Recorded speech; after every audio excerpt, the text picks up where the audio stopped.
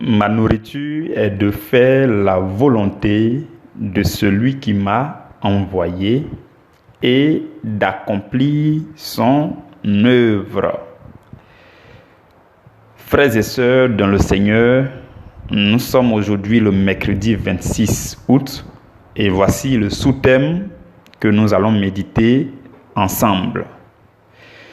Et ce sous-thème est tiré du livre de Jean, l'évangile selon Jean au chapitre 4, le verset 32 jusqu'au verset 34. Nous allons lire ensemble. Jean chapitre 4, verset 32 à 34. Mais il leur dit: j'ai à manger une nourriture que vous ne connaissez pas. Les disciples se disaient donc les uns aux autres: quelqu'un lui aurait-il apporté à manger? Et au verset 34, Jésus leur dit: ma nourriture est de faire la volonté de celui qui m'a envoyé et d'accomplir son œuvre. Parole du Seigneur. Nous rendons grâce à Dieu. Dieu de bonté, Dieu de gloire, merci pour ta parole que tu nous donnes gracieusement et pour les révélations que tu nous fais découvrir derrière ces versets. Nous venons humblement au pied de ta parole comme des enfants qui ignorent beaucoup de choses, qui ne savent rien. Et nous venons avec le cœur ouvert pour que tu nous enseignes. Voilà pourquoi je prie que l'Esprit de Jésus-Christ, le Consolateur, l'enseignant, que le Saint-Esprit rejoigne chacun de nous. Seigneur, si nous venons devant ta face, ce n'est pas parce que nous connaissons, non. Sache que nous ne connaissons rien. Nous n'avons aucune sagesse, aucune intelligence qui soit capable de découvrir les profondeurs de ta parole. Nous n'en avons pas. Voilà pourquoi nous nous en remettons entièrement à ton esprit, Seigneur. Nous le faisons en toute humilité et nous te prions de nous faire grâce. Ta parole déclare que tu ne fais grâce que aux humbles et que tu résistes vivement aux orgueilleux. Seigneur, nous ne connaissons rien. Nous venons devant ta face pour que tu nous affermisses. Je prie que ton esprit rejoigne chacun de tes enfants, que l'esprit rejoigne le cœur de chacun pour que les cœurs soient disposés à recevoir ce que tu as prévu pour nous aujourd'hui. Béni sois-tu pour ta présence. Merci Seigneur Jésus-Christ, notre Seigneur, notre Sauveur, Roi des rois, Seigneur des seigneurs. Amen. Mes frères, mes sœurs, dans le Seigneur, je rends grâce à Dieu pour la vie de chacun de vous. Je bénis le nom du Seigneur qui répand toujours sa grâce sur nous de façon fidèle. Je bénis son nom de ce que son précieux sang continue de crier en notre faveur. La puissance du sang de Jésus-Christ, c'est ce qui nous couvre et sécurise nos vies. C'est ce qui régénère nos pensées. C'est ce qui fait de nous de nouvelles personnes. Je bénis le nom du Seigneur Jésus-Christ. Depuis son trône élevé, je le magnifie et je l'adore. Seigneur, puisse ta volonté s'accomplir dans nos cœurs, dans nos vies. Puisse ta main s'avancer et ajuster toutes choses dans la vie de chacun. Je prie qu'il en soit ainsi au nom de Jésus. Amen. Mes frères et mes sœurs, le sous-thème que nous méditons aujourd'hui est une parole qui a été relâchée par notre Seigneur Jésus. Il était en train de quitter en Judée. Jésus, il y avait des rumeurs, des gens sont allés dire à Jean-Baptiste que celui que tu as baptisé dans le Jourdain, là, lui aussi, il est en train de baptiser là-bas. Alors que ce n'est même pas Jésus lui-même qui baptisait, c'était ses disciples qui baptisaient. Donc, quand Jésus a appris la nouvelle, Jésus dit, bon, je vais quitter la Judée et puis moi, je vais repartir en Galilée. Donc, Jésus était en train de quitter la Judée pour aller vers la Galilée, vous voyez. Et donc, il était obligé, ou alors son trajet l'a obligé à passer vers la Samarie. Et il y a une ville de Samarie qu'on appelle Sichar. Donc Jésus était fatigué, il s'est arrêté au puits de Jacob. Et donc c'est là que Jésus va avoir le dialogue que nous tous nous connaissons. Jésus va échanger avec la femme samaritaine. Et après leur échange, la femme samaritaine va aller à la ville. Et au moment où elle partait à la ville, c'est là que justement les disciples vont arriver avec la nourriture. Parce qu'ils étaient allés acheter la nourriture pour venir manger avec Jésus. Jésus va profiter de cette scène, de cette situation pour leur donner une parole forte. Il dit, j'ai une nourriture que je dois manger, mais vous ne connaissez pas cette nourriture. Et par la suite, il dit, ma nourriture, c'est de faire la volonté de celui qui m'a envoyé et d'accomplir son œuvre. Frères et sœurs dans le Seigneur, si vous et moi nous sommes là et que nous nous appelons chrétiens, ça veut dire que nous sommes des envoyés de Christ. Vous voyez, nous sommes des envoyés de Christ. Et Jésus-Christ, en son temps, lui, il était l'envoyé de Dieu. Je nous avais déjà prêché que depuis le temps de Jésus-Christ, Dieu n'a plus envoyé quelqu'un sur la terre.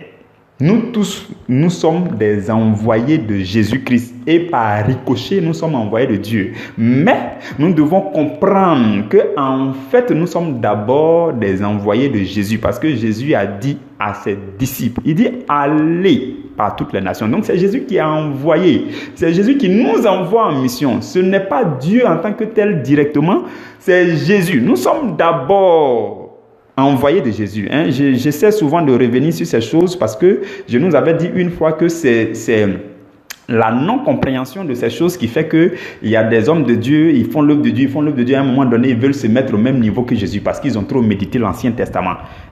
Donc, ils veulent se mettre au même niveau que Jésus, ils veulent dire qu'eux, ils sont envoyés de Dieu. Non, ne commettons jamais cette erreur. Nous sommes envoyés de Jésus. Nous ne sommes pas directement envoyés de Dieu. Parce qu'en ayant cette mentalité, en ayant ce que je suis en train de dire là à l'esprit, nous évitons de nous mettre au même niveau que Jésus. Peu importe votre connaissance, peu importe les révélations. Parce que si vous êtes envoyé de quelqu'un, vous êtes toujours soumis à la personne. Et après Jésus-Christ, Dieu n'a envoyé personne. Il a envoyé son Fils unique. Lui-même, il est descendu dans son Fils unique. Depuis lors, Dieu n'a envoyé personne. Tous ceux qui font l'œuvre de Dieu, sous la nouvelle alliance, tous ceux-là sont envoyés par Jésus-Christ. Vous comprenez? Donc, c'est cela. Maintenant, Jésus va parler de nourriture. On va aller rapidement. Je voudrais que vous puissiez très bien me suivre. Suivez-moi très bien, s'il vous plaît. Je vais aller rapidement. Ça sera du consistant et ça sera du solide. Je veux que nous prêtions attention. Que nous suivions très bien ensemble. Vous comprenez? Donc, Jésus parle de nourriture. Quand vous lisez la Bible dans Matthieu chapitre 4, au verset 4, Jésus va donner une réponse à Satan qui était en train de le tenter. Quand il était au désert, quand il était en jeûne au désert, Satan lui a dit, mais il faut transformer la pierre en pain, tout et tout. Jésus va prendre une parole de l'Ancien Testament. Jésus a pris cette parole-là dans Deutéronome chapitre 8, verset 3, parce que Jésus dit, il est écrit. Donc quand il dit, il est écrit, ça veut dire qu'il est écrit dans l'Ancien Testament, dans la loi. Donc il dit, il est écrit, l'homme ne vivra pas de pain seulement, mais de toute parole qui sort de la bouche de Dieu. Matthieu chapitre 4, verset 4. Vous comprenez? Donc, à travers ce verset, Jésus nous révèle qu'il y a deux dimensions, ou alors il y a deux types de nourriture. Déjà, avant de continuer, je veux nous dire qu'aujourd'hui, nous allons parler de deux catégories de nourriture. Dans la première catégorie de nourriture, c'est la nourriture qui est liée à votre personne propre, à l'homme en lui-même, à l'homme physique, composé du corps, de l'homme extérieur et de l'homme intérieur. Vous comprenez? Donc, il y a de la nourriture liée à vous. Ces nourritures-là, nous allons parler de ça. Il y en a deux catégories. C'est ce que Jésus révèle dans Matthieu chapitre 4, verset 4. Quand il dit, l'homme ne vivra pas seulement de pain. Donc quand il dit l'homme ne vivra pas seulement de pain, ça veut dire qu'il vivra quand même de pain. Mais au-delà du pain, il doit vivre de toute parole qui sort de la bouche de Dieu. Donc ça fait 2 nourritures que Jésus révèle. Le pain et puis la parole qui sort de la bouche de Dieu. Le pain là, ça veut dire ton foutou, ça veut dire ton gofroto, ça veut dire ton plat de tagine, ça veut dire ton tchèp.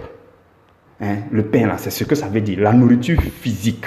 Donc Jésus dit que Dieu avait déjà déclaré, ou alors la parole déclare déjà que l'homme ne doit pas vivre seulement de pain, mais de toute parole qui sort de la bouche de Dieu. Donc quand Jésus prenait cette citation ou alors cette parole dans Deutéronome 8.3 là, ça concerne la manne, parce que la manne, c'est vrai, la manne est descendue du ciel, mais c'est quand Dieu a parlé à Moïse que la manne est descendue. Donc c'est la parole de Dieu qui a fait descendre la manne.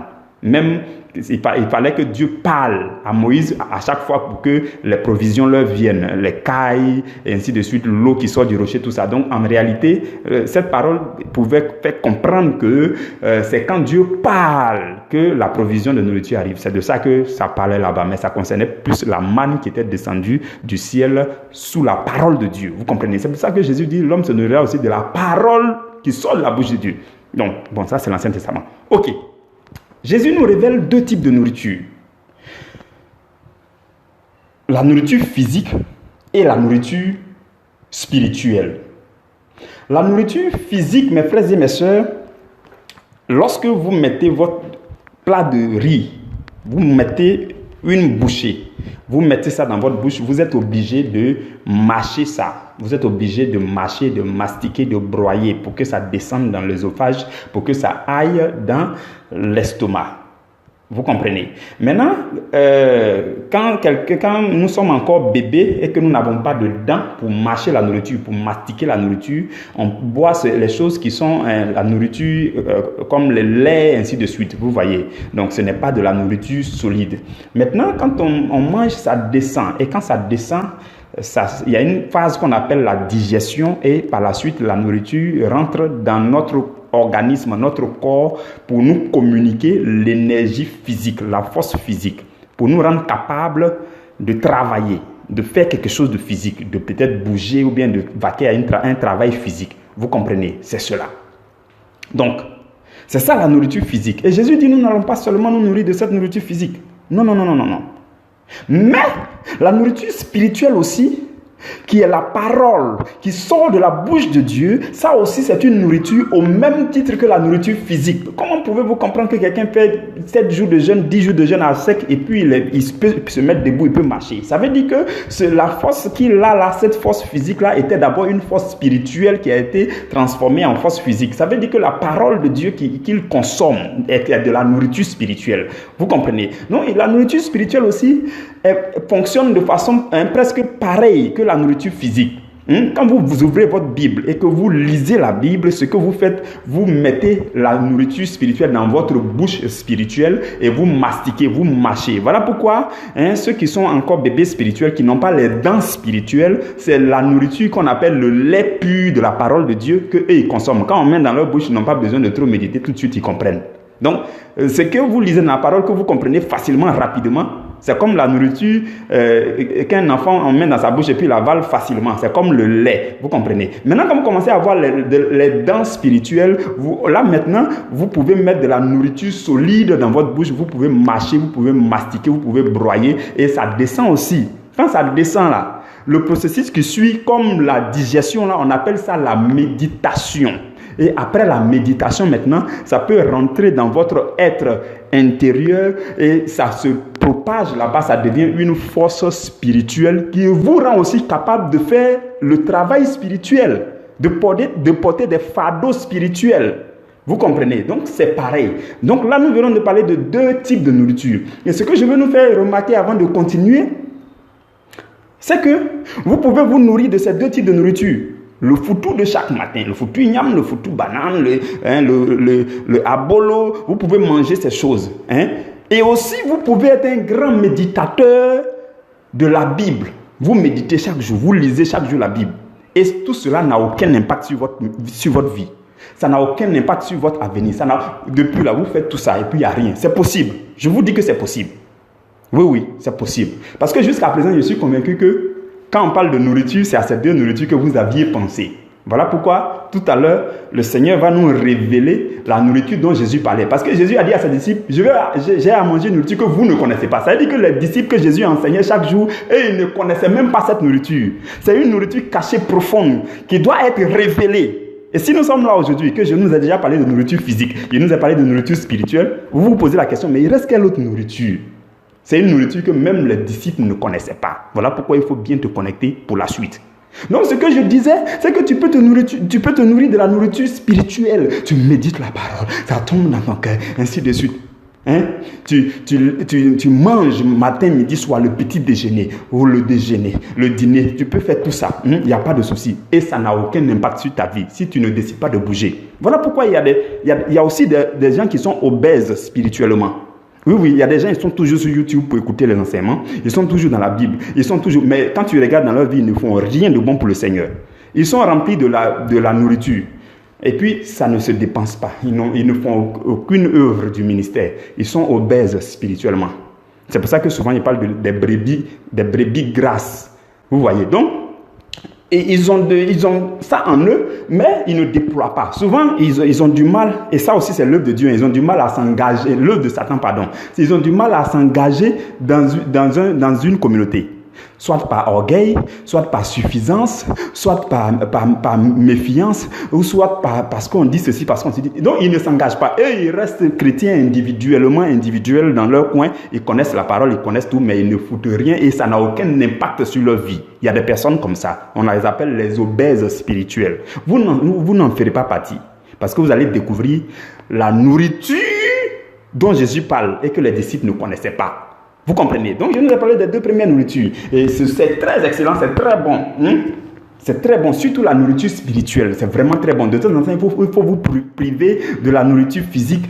On appelle ça le jeûne. Vous vous privez de la nourriture physique et puis vous vous nourrissez spirituellement. Vous recevez la force spirituelle, ainsi de suite. Donc, vous pouvez avoir la force spirituelle et la force physique et puis ne rien faire. Parce que l'objectif, c'est d'avoir une vie de qualité. C'est d'accomplir votre mission de façon excellente. Vous comprenez? Mais malheureusement, on connaît les deux types de nourriture. Quand on dit nourriture spirituelle, la parole de Dieu, la méditation, vous connaissez tout ça. Ou quand on dit l'autre nourriture, c'est la nourriture physique, vous connaissez tout ça. Mais ça peut ne pas avoir d'impact sur votre vie.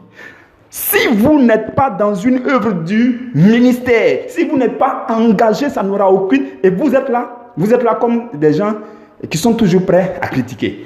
Ou bien qui sont toujours prêts à dire leurs mots. Mais ils ne font rien de concret. Vous comprenez, il y a des gens comme ça. À cause de ça, Jésus dit, il y a une autre nourriture qui était lui sa nourriture et que les disciples ne connaissaient pas, mais qu'il leur a révélé. Je ne sais pas si par la suite ils ont pu encore comprendre ce que Jésus voulait dire, mais Jésus a dit, ma nourriture, c'est de faire la volonté de celui qui m'a envoyé et d'accomplir son œuvre. Jésus n'a pas dit ma nourriture, c'est de saisir la volonté de celui qui m'a envoyé. Parce que quand vous méditez, la nourriture spirituelle, c'est de saisir, de comprendre la volonté de Dieu. Parce que la parole de Dieu, la volonté de Dieu se transmet par la parole de Dieu. Donc quand vous méditez la parole de Dieu, vous faites quoi? Vous n'êtes pas en train de faire en tant que telle la volonté de Dieu, mais vous saisissez d'abord la volonté de Dieu. Vous prenez la volonté de Dieu, vous mangez, ça rentre en vous, vous absorbez ça. Mais Jésus, lui, n'a pas dit ma nourriture est d'absorber la volonté de Dieu. Il dit ma nourriture, c'est de faire la volonté de Dieu. Vous comprenez? De faire la volonté de celui qui m'a envoyé et d'accomplir son œuvre. Donc, il y a deux niveaux. Donc, ce que je veux nous dire, mes frères et mes sœurs, c'est que les deux premiers types de nourriture là vous rendent capable, vous donnent la force physique nécessaire. La nourriture physique donne la force physique nécessaire, la nourriture spirituelle donne la force spirituelle nécessaire, l'énergie spirituelle nécessaire pour vous déployer. Tout ça, c'est pour que vous soyez prêts à nourrir votre destinée, à nourrir votre mission, à nourrir votre avenir. C'est ce niveau élevé de nourriture-là que nous devons comprendre. Quand Jésus dit ma nourriture c'est de faire, il dit ma nourriture c'est d'agir sur ma destinée, c'est de nourrir ma mission sur la terre, c'est d'agir sur mon avenir. Donc je ne sais pas si vous comprenez encore, mais je vais vous donner des images Suivez-moi très bien. Je veux que vous compreniez très bien ce que je veux dire. Il faut que cela soit transmis au cœur de chacun. C'est comme un véhicule, une voiture, qui va à la station de service. On ouvre le capot, on ouvre le réservoir, pardon, et on met du carburant. On met du carburant. Et puis le réservoir contient du carburant. Maintenant, tu t'assois dans le véhicule et tu enfonces l'embrayage, tu appuies sur l'accélérateur, tu allumes et puis tu brûles le carburant. Sur place, hein, la voiture n'a pas bougé, mais tu brûles le carburant. Ça fait vroom, vroom, vroom, vroom, vroom. Si tu as fait ça pendant 30 minutes, 40 minutes, tout le carburant qui est dedans va finir. Tu viens de faire quoi? Tu viens de consommer, mais ça ne t'a pas été utile. La voiture vient de consommer sa nourriture qui est le carburant, mais tout cela n'a pas pu agir sur l'avenir de la voiture. Tout cela n'a pas pu agir sur la destinée de la voiture, parce que la voiture n'a pas bougé d'un pas. Alors que on reçoit la nourriture physique et spirituelle afin que nous soyons capables de nourrir notre destinée, de nourrir notre futur, de nourrir notre avenir, pour que nous ayons, mes frères et mes sœurs, pendant que je parle, je voudrais que vous considériez votre avenir comme une personne. Vous voyez votre vie dans le temps sur la terre, considérez-la comme une personne. C'est comme si au soir de votre vie, on prend l'ensemble de votre vie et puis on dit, cette personne-là, on va essayer de l'évaluer. Cette personne a mal ici, cette personne ne se porte pas bien ici. Donc, vous voyez, tant que vous n'agissez pas sur votre avenir en tant que personne. Bon, l'autre image que je vous donne, c'est que tout à l'heure, je nous ai dit que l'homme même est un être physique. Vous voyez. Maintenant, pour ceux qui le savent, souvent on entend que les entreprises sont une personne morale. Personne morale, voilà. Je veux que vous compreniez ça comme ça. Ça veut dire que votre vie, là, c'est comme une personne morale. Bon, pas morale au sens des entreprises, mais c'est votre vie, votre avenir, vos projets, votre mission est comme une personne qui doit être nourrie. C'est comme une personne qui doit bien se porter, qui a besoin qu'on la nourrisse. J'espère que vous me comprenez. Donc, quand on parle des entreprises et qu'on dit que c'est une personne morale, on parle de taux de croissance de l'entreprise, les résultats de l'entreprise, le chiffre d'affaires de l'entreprise. Et donc, quand on évalue tout ça, on dit que cette personne morale qui est l'entreprise là se porte très bien. Maintenant, toi, ta mission sur la terre, ton avenir, tes projets, toutes ces choses-là mélangées, il faut qu'on puisse évaluer aussi. Donc, pour que ça soit bon, pour que ça soit en bonne santé, tout l'ensemble de ton avenir, de ta vie, de ta destinée sur la terre soit en bonne santé, il faut que tu nourrisses ça. Comment nourrir? En faisant la volonté de celui qui t'a envoyé sur la terre et en accomplissant son œuvre. Donc, quand tu reçois la nourriture spirituelle et la nourriture physique qui sont rattachées à ta personne, c'est pour te rendre capable d'agir afin de nourrir ta mission, de nourrir ton futur, de nourrir ta destinée. Je ne sais pas si vous me comprenez. Une chose, c'est de méditer la parole. Et cela vous permet de saisir la volonté de Dieu, d'absorber la volonté de Dieu. Mais Jésus n'a pas dit que sa nourriture, c'était d'absorber la volonté de Dieu. Non, et de s'arrêter là. Non, Jésus dit que sa nourriture, c'est de faire. Donc, quand tu absorbes la volonté de Dieu et que tu manges aussi la nourriture physique et que tout ça te rend capable, te communique la force physique et la force spirituelle nécessaire, ce qui te reste à faire, c'est de t'impliquer dans des activités. C'est d'agir. C'est d'agir afin que ta destinée sur la terre soit nourrie, afin que ta mission sur la terre soit nourrie, afin que ta vie dans son ensemble soit nourrie, pour que tu aies une vie de qualité. Donc, ce que Jésus était en train de dire, comprenez très bien, parce que la femme samaritaine, elle a couru pour aller dans la ville, à Sichar, pour aller annoncer aux gens. Donc, Jésus avait vu que quand elle va partir, elle va annoncer, les gens vont venir nombreusement. Jésus dit, j'ai une nourriture à manger, je veux faire ma mission, je veux agir conformément à ma mission. Bientôt, je vais aller annoncer l'évangile à Sichar. Les gens m'attendent à Sichar parce que j'ai envoyé une femme qui est en train d'évangéliser et qui est en train de collecter les gens, qui est en train de rassembler les gens. Tout à l'heure, il faut que je fasse ma mission. C'est cette nourriture-là que je vais manger et que vous ne connaissez pas. La nourriture de Jésus, c'était d'agir dans sa mission. C'est de nourrir sa mission. C'est de faire quelque chose pour que sa mission se porte bien, pour que sa mission soit en bonne santé, pour que sa destinée soit en bonne santé. C'est ça la nourriture. C'est de faire, c'est d'agir. d'agir. Le haut degré de nourriture, mes frères et mes sœurs, c'est le fait d'agir sur votre destinée. Le fait de nourrir votre destinée. Vous comprenez? Sinon, vous allez rester sur place, vous allez brûler tout le carburant.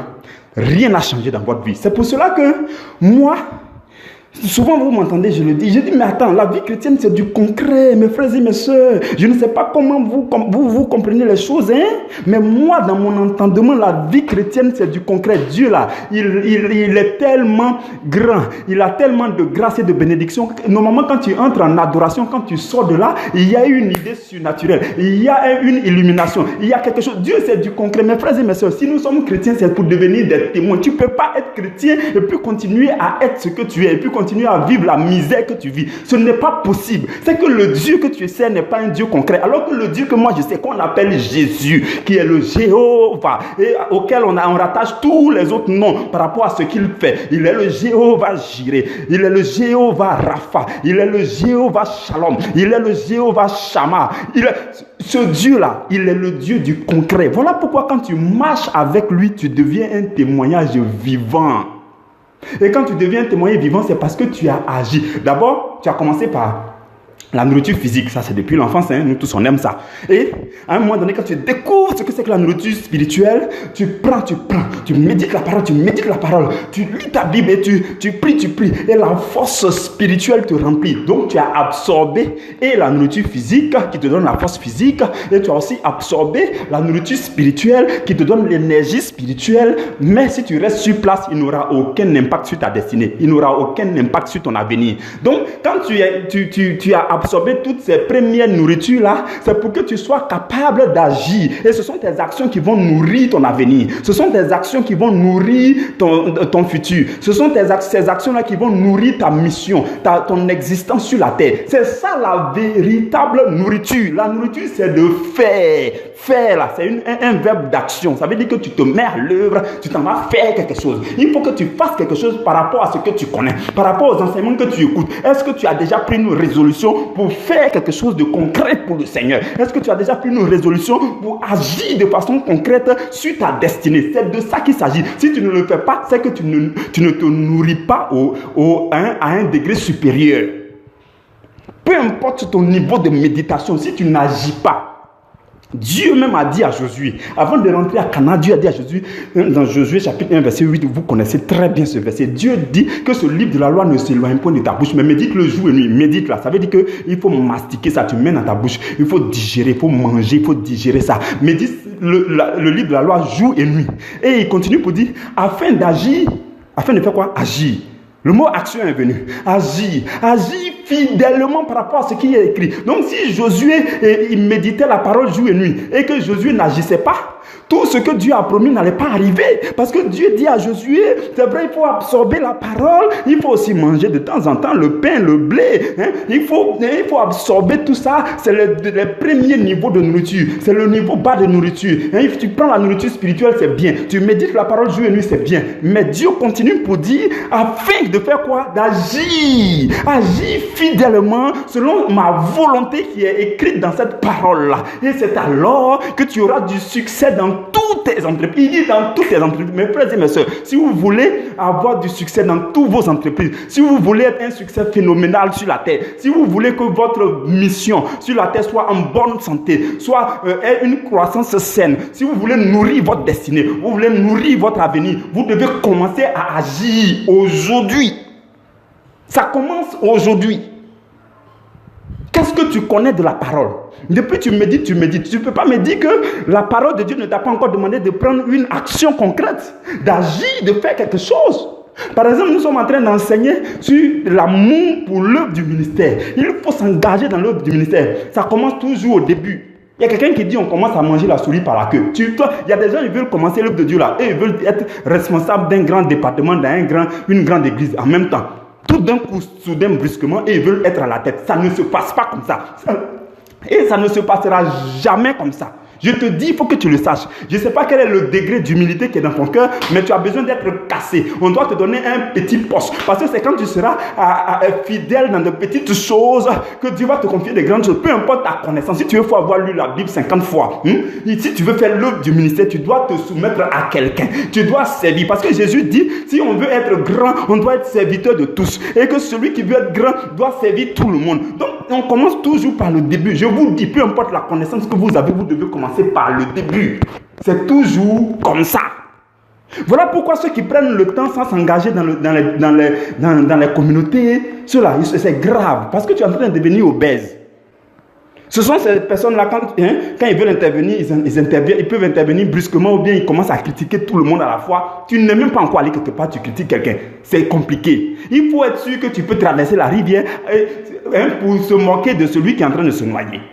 Vous comprenez, mes frères et mes sœurs? Voilà pourquoi, sachez-le, je nous ai déjà enseigné la semaine passée ou la semaine dernière, les 7 étapes à suivre pas à pas dans l'humilité, afin de rentrer dans l'exercice de votre mission sur la terre.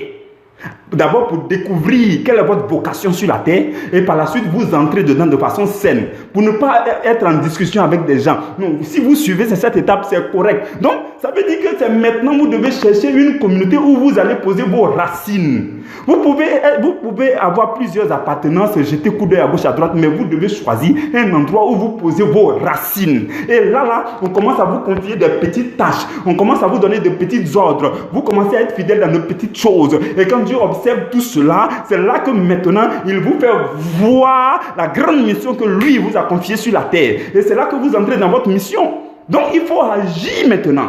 C'est votre action actuelle là qui va nourrir votre mission sur la terre, votre avenir, votre destinée.